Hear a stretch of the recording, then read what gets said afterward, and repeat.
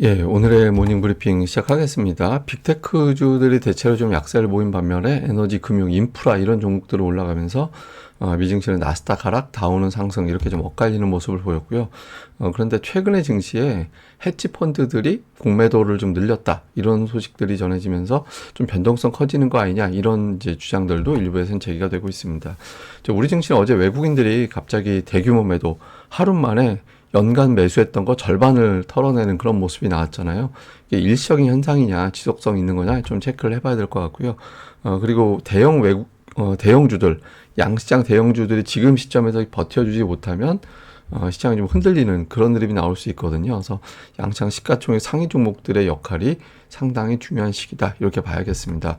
우선 미증시는 다우하고 S&P 500은 플러스가 나고 나스닥은 이제 하락했거든요. 근데 전체적으로 보면 S&P 500 내에서 상승한 종목이 훨씬 더 많았어요. 그래서 전반적으로는 빅테크를 제외하고는 좀 반등 시도를 하는 그런 모습이 나타났는데, 그러니까 업종으로 봐도 상승한 업종이 더 많았잖아요. 그러니까 뭐 빅테크가 포함이 되어 있는 일부 업종을 제외하고는 대부분 다 이제 플러스 났고, 특히 이제 뭐 부동산이라든가 아니면은 에너지주라든가 이런 종목군들이 이제 큰 폭으로 올라가는, 그러니까 상대적으로 미국 내 매출 비중이 높은 기업들, 그러니까 이런 기업들 중심으로 이제 강하게 매수가 들어와서 강달러를 좀 의식하는 건가? 이런 느낌도 좀 있죠. 근데 어쨌든 전체적으로도 나스닥이 하락하긴 했지만 초반 이후에 나스닥 지수도 하락폭을 좀 줄이는 그런 모습을 보여줬었거든요. 그래서 좀 뭐 혼조세긴 하지만 초반에 좀 상당히 부담스러워했다가 후반 들어서는 국채금리가 좀 밀리면서 전반적인 투자 심리도 좀 회복되는 그런 모습을 좀 보였던 것 같습니다. 주요 이슈들을 좀 점검을 해보면 메가세븐 하락하고 에너지, 금융, 헬스케어, 인프라 이런 종목군들 좀 엇갈리는 그런 모습이 나왔는데 금리를 여전히 많이 의식하는 것 같아요. 그러니까 주요 IB들이 지난주 고용지표 딱 나오자마자 금리 인하 전망을 수정한다든가 오히려 일부에서 예를 들면 뭐 뱅크 오브 아메리카에서는 PC 물가가 3% 넘어가면 오히려 금리 인상을 논의할지도 모른다. 그러니까 이런 주장을 제기하기도 했거든요. 그리고 미국과 달리 유럽은 계속해서 금리 내릴 거다. 이런 당국자들의 발언이 있었잖아요. 그러니까 국채 금리 올라가고 달러 강세 보이고 이런 환경들이 자꾸 만들어지는 거는 부담이 되죠. 여기에 이제 국제유가 더 올라갈 것 같다. UBS에서는 러시아 제재가 이슈가 돼서 국제유가 더 올라갈 거고, 그리고 트럼프도 지금 바이든이 러시아 제재하는 걸 안 풀어줄 거다. 원래 이제 트럼프가 상대적으로 러시아하고 좀 가깝지 않나? 그러니까 이런 이제 해석들이 있잖아요. 그렇지만 이거 협상 카드 쓸 거다. 이제 이 말 들어주면 제재 풀어줄게 이런 식으로 트럼프도 협상 카드로 쓸 거기 때문에 당장 러시아 제재를 풀어주지는 않을 것 같다. 이런 주장도 있습니다. 그리고 그렇지만 여전히 이제 낙관적인 분석 이런 것들도 나오고 있는데, 야데니 리서치의 야데니 같은 경우는 CPI가 높게 나오면 일시적으로 10년물 국채금리가 5% 넘어갈 수는 있겠지만 증시 계속 올라갈 거다. 자신들은 S&P 500 지수가 7,000포인트 갈 거라고 보고 있기 때문에 하락하면 매수의 기회로 활용해야 된다. 이런 이제 주장을 제기하기도 했습니다. 근데 오늘 뭐 금리하고 달러가 되게 주목을 많이 받았죠. 지난주 금요일에 워낙 고용지표, 그다음에 국채금리 상승 이게 이제 큰 이슈가 됐었기 때문에 일단 달러도 그렇지만 국채금리도 좀 비슷한 것 같아요. 그러니까 4.8% 넘어갈 때마다 이게 장중에 몇 번의 4.8% 돌파가 있었거든요. 근데 계속 밀어내는 그런 움직임들이 나오고 있어요. 옵션 트레이더들 사이에서는 좀 더 올라갈 것이다 이런 베팅도 있다고 하는데, 적어도 오늘 같은 경우는 달러 인덱스 110, 그 다음에 미국 10년물 국채금리 4.8에서는 이제 계속해서 좀 저항이 나오는 그런 모습이 있었는데, 오늘 영향을 줄 만한 지표는 이거 정도였어요. 그러니까 뉴욕 연은의 기대 인플레이션, 이제 1년 기대 인플레이션은 지난달과 같은 3.0, 그 다음에 3년 기대 인플레이션은 지난달에 2.6이었는데 3.0으로 올라왔거든요. 그래서 단기 1년 정도 기대 인플레이션이 좀 제자리였다라는 점에 조금 더 안도한 것 같아요. 그러니까 3년은 뭐 어차피 워낙 멀리 떨어져 있는 얘기니까 지금 아주 엄청나게 의식할 건 아닌데, 지난 주말에 이제 미시건대 기대 인플레이션이 높게 나가고 혹시나 하고 좀 걱정했다가 뉴욕연은 기대 인플레이션은 그렇게 높지 않네. 이게 이제 기대 인플레이션이라는 게 왜 중요하냐면 앞으로 물가가 계속 올라갈 것 같아 라고 이제 베팅을 하면, 또는 그렇게 생각을 하면 노동자들이 이제 임금 협상할 때 앞으로 물가 계속 올라갈 것 같으니까 우리 급여도 올려주세요. 또는 매장 이런 데서 앞으로 계속 물가가 올라갈 거니까 미리 가격을 올려둬야지, 이런 게 좀 가동이 돼요. 그래서 실제로 물가를 끌어올리는 역할을 하거든요. 그래서 이런 지표들이 지난주엔 좀 높게 나왔는데 이번에는 1년 3년이 좀 엇갈리다 보니까 그러면 추세는 아닌가? 또 이렇게 생각하게 된 거죠. 그래서 금리 올라가던 게 조금 주춤거리는 그런 모습을 보였던 것 같습니다. 그리고 이제 주요 종목으로 보면 시가총액 상위에서는 테슬라만 플러스였죠. 근데 뭐 애플 같은 경우는 최근에 이제 4분기 아이폰 매출이 5% 감소했다.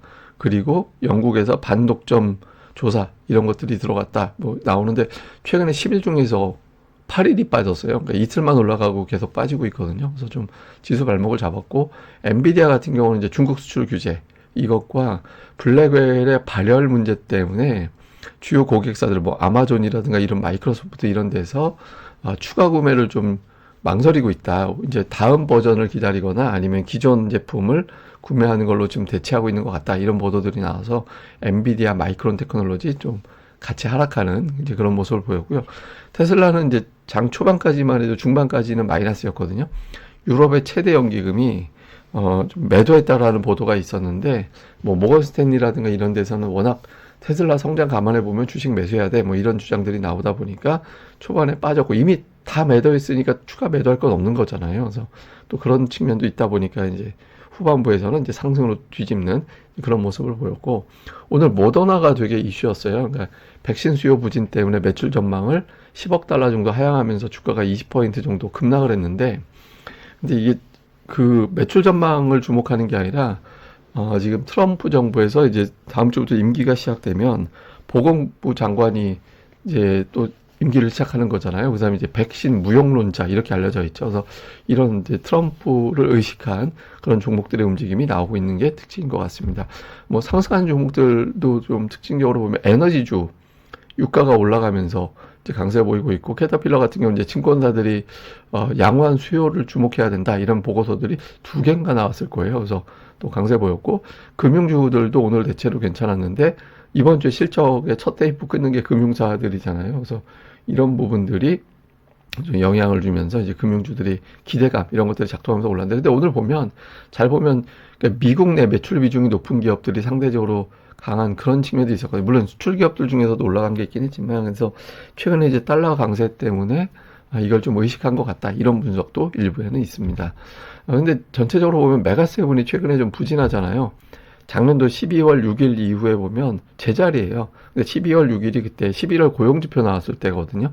근데 그때 이후에 이제 쭉 올라갔다가 주가가 이제 뭐 들락날락 거리다가 이제 메가세븐이 결국에는 제자리가 돼버렸죠. 그래서 지금 미증시는 전반적으로는 좀 관망하거나 좀 경계하는 그런 분위기가 이어지는 것 같아요. 그래서 그러니까 이런 게 첫 번째 마디고비는 이제 CPI가 되겠죠. 예, 미국의 물가 지표가 어떻게 나오느냐에 따라서 금리가 10년물이 5.0으로 가느냐, 그 아래로 떨어지느냐, 이 흐름에 따라서 1차적으로 고비가 올 거고, 2차는 당연히 트럼프가 첫 임기를 시작하는 시점이 될 거고, 근데 이제 일단 당장 눈앞에 있는 건 CPI가 어떻게 나오는 거냐에 따라서 흐름이 좀 바뀔 것 같습니다. 근데 전체적으로 좀 경계감이 있는 게 S&P 500 내에서 2달 동안 신저가, 최근 2개월 신저가를 경신한 종목이 35%나 됐었어요.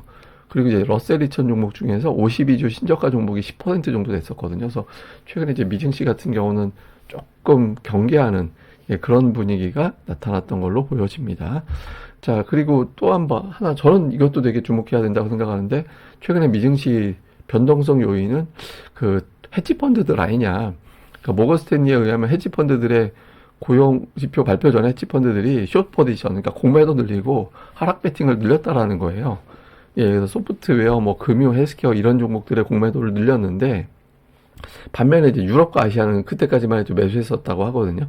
이게 이제 이렇게 된 계기가 연준 인사들이 계속 매파적인 태도를 보여주다 보니까 금리가 좀 이슈가 될 것 같다 이렇게 본 것 같아요. 그래서 최근 지수 대비 또 지표 대비 좀 시장이 과하게 반응하는 게 이 헤지펀드들의 어떤 공매도 영향 아니냐 이런 주장들이 좀 있고요. 그다음에 그 외환 시장 같은 경우도 파운드와 트레이더들이 추가적인 어떤 하락에 베팅하고 있다고 하거든요. 그래서 뭐 파생 시장, 그다음에 옵션 공매도 이런 세력들이 좀 시장을 더 크게 흔드는 것도 시장의 변동성이 좀 커진 이유가 아닌가, 이런 주장들도 있는 것 같습니다.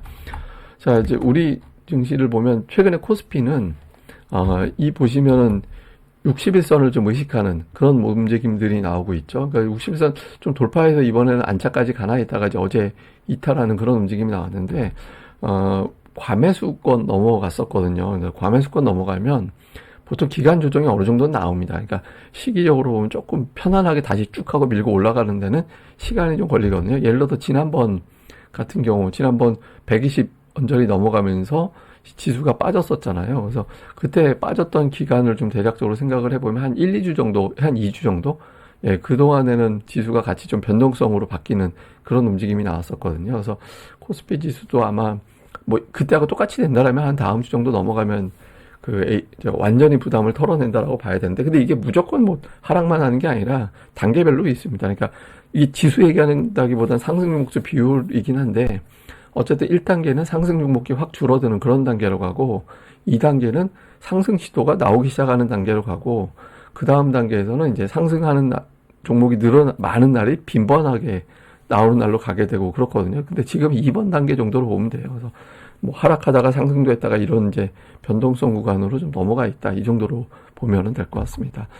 그리고 이제 중요한 건 외국인들인데, 외국인들이 연속적으로 올해 들어서 매수하다가 지난주 금요일에 이제 추춤하고 어제 같은 경우는 대규모 매도를 했잖아요.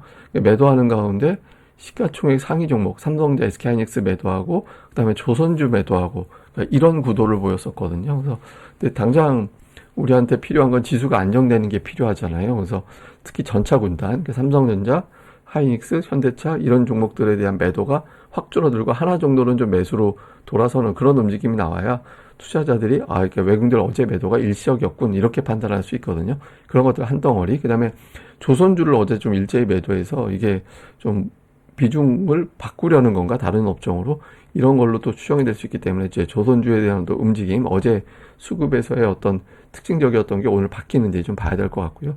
그 다음에 이제 기존의 어떤 강했던 종목군들 좀 분류해서 보면 조선주 어저께 좀 밀렸죠.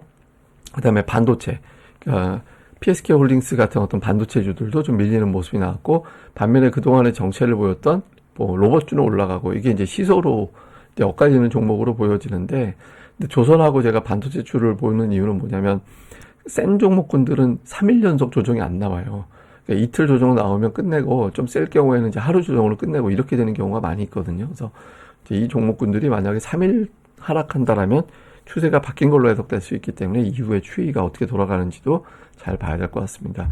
자, 일단 뭐 트럼프, 수출 규제, 금리 이런 것들 다 부담스러운 재료들이죠. 근데 어쨌든 어저께 반영이 한번 된 재료이기 때문에 오늘 오후장에서의 어떤 흐름이 어떻게 바뀌는지, 그 다음에 외국인 투자자들의 변화가 어떻게 생기느냐가 되게 중요하고, 그러기 위해서는 시가총액 상위 종목군들이 어제 같은 흐름이 나와서는 안 되거든요. 한두 개 정도는 좀 풀리는 그런 움직임이 필요하고요. 그리고 어제 아시아 증시가 일제히 다 빠졌어요.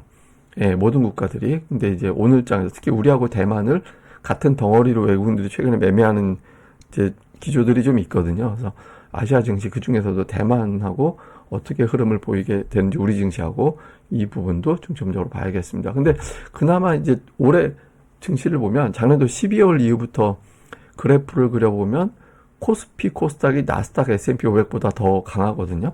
그래서 아직까지는 이제 우리 증시가 훨씬 더 강하긴 해요.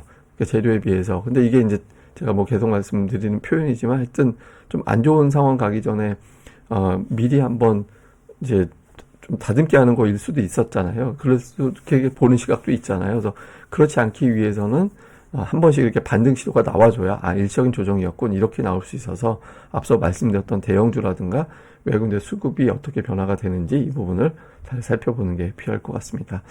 예, 그럼 또 오늘 하루 잘 보내시고요. 저는 또 다음에 뵙겠습니다.